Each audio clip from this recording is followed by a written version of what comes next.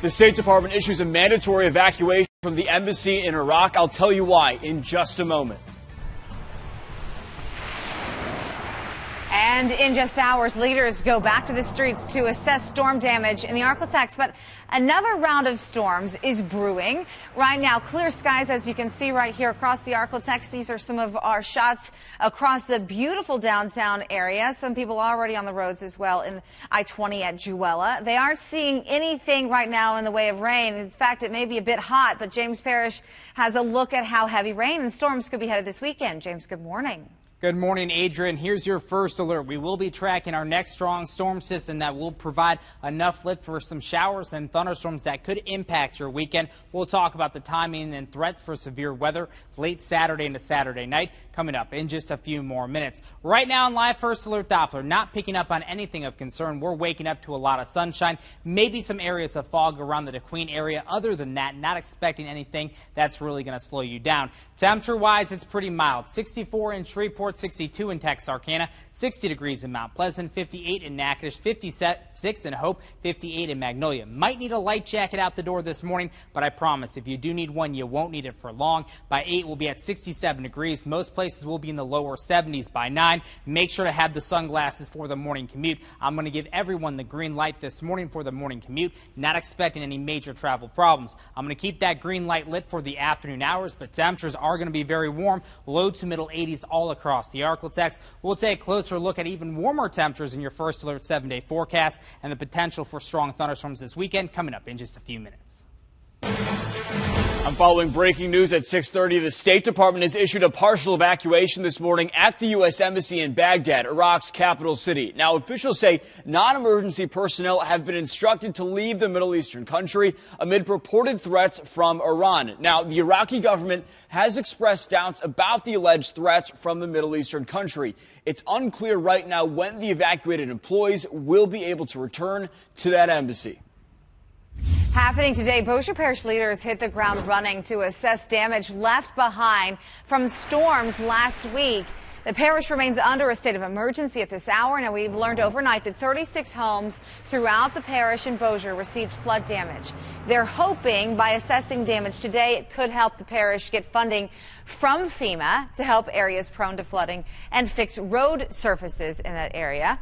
Now, a quick check of the river levels this morning. You know, we've been giving you an update on this for the past week or so. Things are slowly going back to normal. Just days ago, this map right here, you can see in the Shreveport-Bossier area, it was covered in flooding. This is from the National Weather Service. Lots of reds and oranges. Now we're starting to see several of those reds turn to orange and dissipate as this flooding goes down. We have some areas now in minor flood stage. The Red River in Natchitoches Parish should lower over the next few days as well. But for those of you in DeSoto Parish near the Sabine River here, the river continues to rise. We are going to watch that and monitor that for you.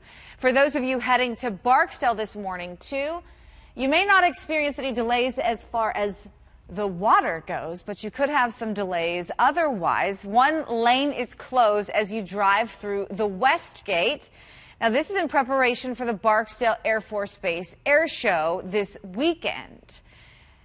Happening today, another step to beef up security at Barksdale Air Force Base and reduce traffic congestion for drivers. Leaders prepare to break ground on the long-awaited I-20, I-220 Barksdale interchange.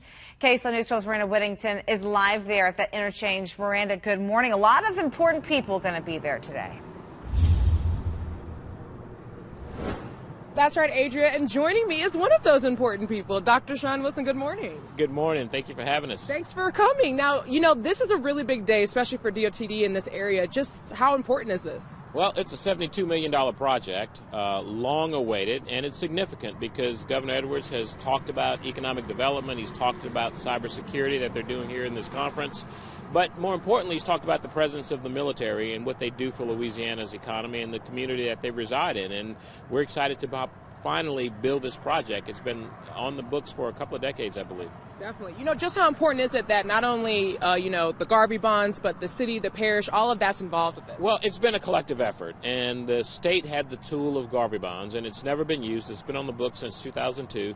When the gas tax did not pass in 2017, the governor was still committed to doing some projects. We collectively said this was one of those top 3, top 4 projects, and it was the one that we got done. And it's the first one of those 4 projects that are out there, and so Garvey's significant. Barksdale is significant for this community, which is why the parish, the municipality, as well as NLCOG all contributed to make this happen, because the state didn't have the resources to make the match. But at the end of the day, we're here. We worked very hard at making this happen.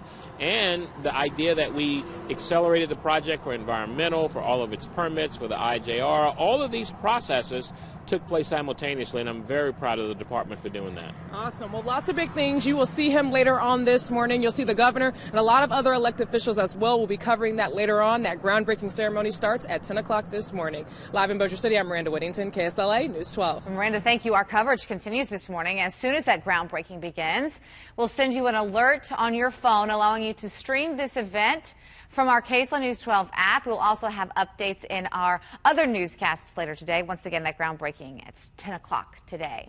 A busy day for Governor John Bel Edwards. Besides speaking at that groundbreaking, he continues his push to prevent cyber threats and prepare those in Louisiana for cybersecurity jobs. He gives the National Governors Association keynote address in just a few hours. It begins at 8:15 at the Shreveport Convention Center. He's also planning to discuss his trip to Israel last year at the Cyber Innovation Center in Bossier City. That's going to start at 11 o'clock. He is busy today. We will stream both of those events for you on our KSLA News 12 app. He's definitely going to need to watch the traffic through Bossier City because he's going to be zipping everywhere, Christian. He's got a lot happening for him this morning. And the good news for the governor is we aren't seeing any major issues as he prepares for all of his different meetings throughout the day here in Shreveport, Bossier. Check it out. We are 3 for 3, Adria, on beautiful sunrises across northwest Louisiana, something that we cannot take for granted during severe weather season. We aren't seeing any major issues that will slow you down as you prepare to take the kiddos to school this morning or get yourself to the office. Make sure you make today a great Wednesday. It does look gorgeous outside, doesn't it? That means that the #1 pick in the 2019 NBA draft goes to the New Orleans Pelicans. The Pelicans secure the #1 overall pick in the NBA draft. They will likely pick up Duke standout Zion Williamson, who's projected to be the #1 pick overall. This comes after a not-so-stellar season, but after winning the draft lottery, things will look up for the Pelicans. The draft is set for June 20th. I will say I was a little disappointed my Cavs didn't get the #1 pick. Now this Saturday, we'll be worried about the potential for some strong to severe thunderstorms. We'll talk about where the greatest threat will be coming up in just a few minutes.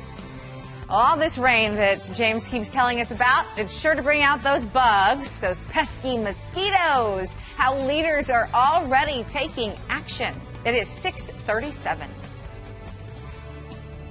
During the Bigger Things sales event at Patterson, new 4-door Rams, equipped, not stripped, with